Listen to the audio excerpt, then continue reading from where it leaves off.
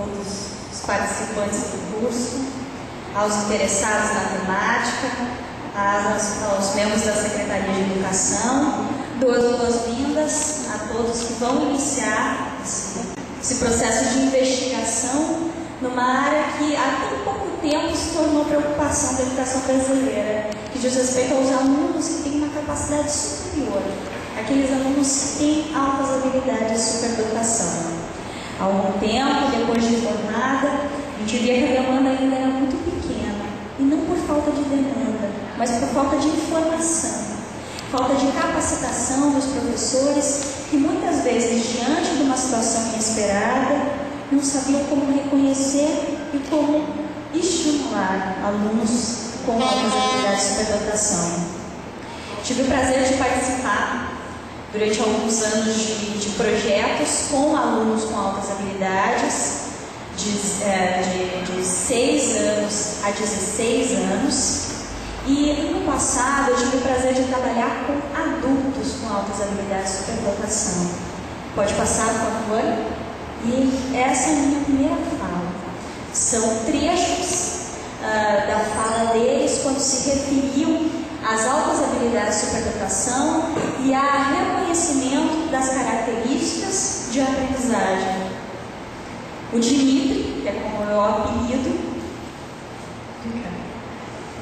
ele disse: eu comecei a observar que eu tinha algo diferente e paulatinamente isso foi se constituindo. É aquele negócio, o aluno se destaca, ganha um rótulo, um CDF. Com o tempo, em que isso foi me interessando, eu fui pesquisando, mas você fica entre a sua consciência e as informações externas, isso dá um nó na sua cabeça. O Dimitri, ele mora em Goiânia, no estado de Goiânia, e ele tem 42 anos.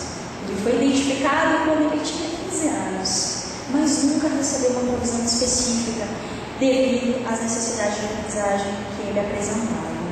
E hoje, tendo em vista todas as experiências que ele tem, ele reconhece que foi o sentimento, aquele sentimento de ser diferente, de estar sendo diferente, de estar comportando de uma maneira diferente, de não ser reconhecido, de não ser valorizado, que fez com que ele acabasse se tornando um sujeito invisível, um sujeito como os demais.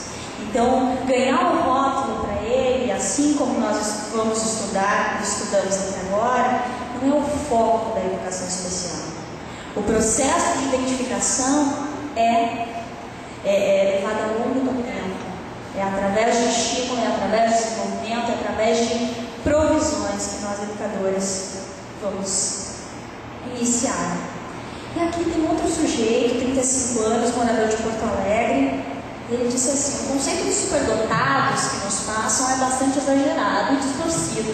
Normalmente eles pegam apenas um tipo de superdotação, nós conhecemos bem a matemática, a linguística, e colocam nos filmes de uma forma que todos nós já conhecemos muito bem.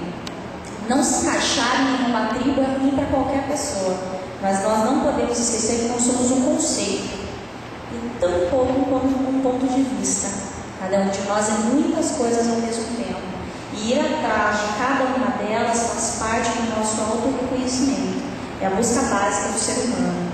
Então, o peso do conceito, o peso da identificação, ele deve ser trabalhado por nós educadores de uma forma muito específica. Qual é o motivo que nos leva a iniciar o processo de identificação de um aluno com altas habilidades de superdotação? Que tipo de provisões serão iniciadas posteriormente à identificação? Pode passar. Hoje, nós temos muito mais documentos legais do que nós tínhamos há alguns anos atrás, não somente para definir o conceito adotado hoje de altas habilidades de superdotação, mas exatamente para indicar quais são ou quais poderão ser as provisões que nós vamos iniciar. Ela começou por 1988, a Constituição Federal, o Estatuto da Criança e do Adolescente, a Lei de Diretrizes e Bases da Educação Nacional, o Plano Nacional de Educação, que agora DCM conclua este ano, já está sendo elaborada uma nova proposta, também condizente com o documento abaixo, que é a Política Nacional de Educação Especial na Perspectiva da Inclusão. O decreto 6571 do AE, que é um marco que os alunos com altas habilidades de superdotação eles têm direito ao atendimento educacional especializado na função suplementar no contraturno na escolarização. E a resolução número 4, que corrobora para que esse atendimento ele seja financiado pela União, ou seja, alunos com deficiência, com transtornos globais de desenvolvimento e com altas habilidades de superdotação são público-alvo da educação especial, por isso tem direito a serviços e recursos específicos dessa modalidade de ensino transversal e esse atendimento é financiado pela União. Pode passar. O novo paradigma da educação especial. Por quê? Porque ele veio ao indivíduo como uma pessoa global, que possui necessidades específicas de aprendizagem. Há pouco tempo atrás, se perguntava por que o aluno com altas habilidades ele precisa ser identificado ou ele precisa receber provisões na escola pública. Exatamente em função das necessidades específicas de aprendizagem dele, que não são sanadas na sua totalidade somente no espaço da sala de aula comum. E a esses sujeitos foi dado o direito de permanecer, ter o currículo ampliado, o período de tempo ampliado na escola através do atendimento educacional especializado e a provisões específicas que levam em consideração os interesses que eles têm. Se antigamente a gente falava em grandes áreas de interesse, matemática, português, ciências, hoje é muito mais profundo, é muito mais esmiuçado. Hoje nós dizemos que ele tem interesse em tecnologia. Nós dizemos que ele tem interesse em uma determinada área da medicina. E essas são implicações que o sistema educacional sente grande impacto.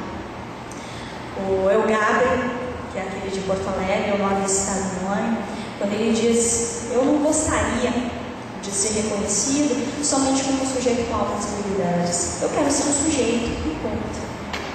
Por quê? Porque ele quer ser reconhecido na esfera educacional como um sujeito que tem seus interesses particulares, que tem o seu contexto de vida e que tudo isso sofre uma alteração do meio externo.